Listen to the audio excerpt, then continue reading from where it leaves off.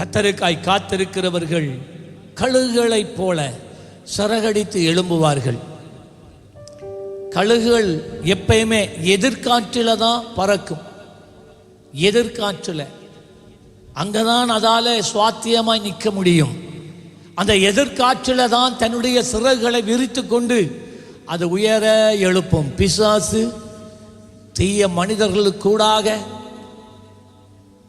உனக்கு வாழ்க்கையில எதிர்காற்றுக்களை கொண்டு வந்து உன்னை மடங்கடிக்கலாம் என்று நினைக்கும் போது உனக்குள்ளே இருக்கிற அந்த விசேஷித்த அபிஷேகம், உனக்குள்ளே இருக்கிற விசேஷித்த ஆவி, உனக்குள்ளே இருக்கிற தேவ கரம் அந்த எதிர்காற்றை கண்டு மழுங்கி போகாதபடி, அந்த எதிர்காற்றை கண்டு பயந்து முடங்கி போகாதபடி, மாறாக எதிர்காற்றையே நோக்கி ஓடுகிற மகனாக, ஓடுகிற மகளாக, எந்த காரியம் உன்னை ஒடுக்க, உன்னை வாழ்க்கையை அழிக்க, உனக்கு எதிராக எதிர்காற்றாக வருகிறதோ அதை கொண்டே கர்த்தர் இருந்த நிலையை பார்க்கிலும் இன்னும் மேன்மையான நிலைக்கு அவர் உன்னை எடுத்து செல்லுகிறார். தீர்க்க தரிசனமா பேசுறேன். எந்த சூழ்நிலை,